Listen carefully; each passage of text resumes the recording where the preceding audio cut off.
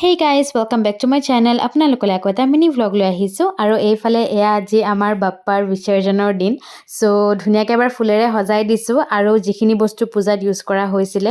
সেইখিনিও লৈ লৈছো যেহেতু গোটেইখিনি বস্তুৱে বিসৰ্জিত কৰি দিব লাগে একেলগে আৰু এয়া এবাৰ বাপ্পাক দেখাই দিছো আপোনালোকে প্ৰে কৰি লব সো ফাইনালি এতিয়া আমাৰ বাপ্পাক লৈ যাও আৰু মনটো খুব বেয়া লাগি আছিল মানে কিনো কম কেনেকেনো বুজাম আপোনালোকক হাঁহি আছো মানে হে আৰু হাঁহিৰ আৰত চকুপানীখিনিয়ে লুকুৱাই আছো বুলিয়ে ক'ব লাগিব সেইকাৰণে এতিয়া সবে আকৌ আমাৰ ঘৰৰ সবে এবাৰ ফাইনাল গুড বাই দি দিছে একদম যাব দিবলেতো মন নাযায় কিন্তু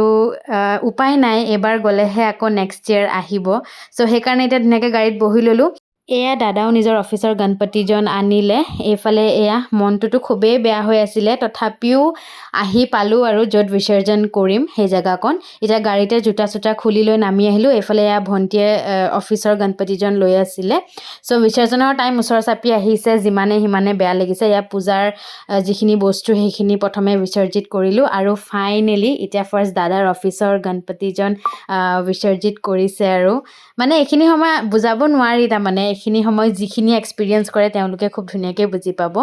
আৰু এয়া এতিয়া এবাৰ আমাৰ গণপতি আৰু বেছি এটাচ কিয় হলো কাৰণ এবাৰ আমাৰ প্ৰথমবাৰ আছিলে তাকো নিজে বনাইছিলো এইফালে এয়া আমাৰ গণপতিও ফাইনেলি নিজৰ ঘৰলে বুলি গ'লগে সো এইখিনি সময়ত মানে এনেকুৱা লাগে ক'বলৈ বহুত আছে কিন্তু ভাষাই বিচাৰি নাপায় মানে এনেকুৱা লাগে বাপ্পাৰ লগত বহুত কথা থাকি গ'ল নেকি পাতিবলৈ কিন্তু এইকেইদিন বহুত পাতিছো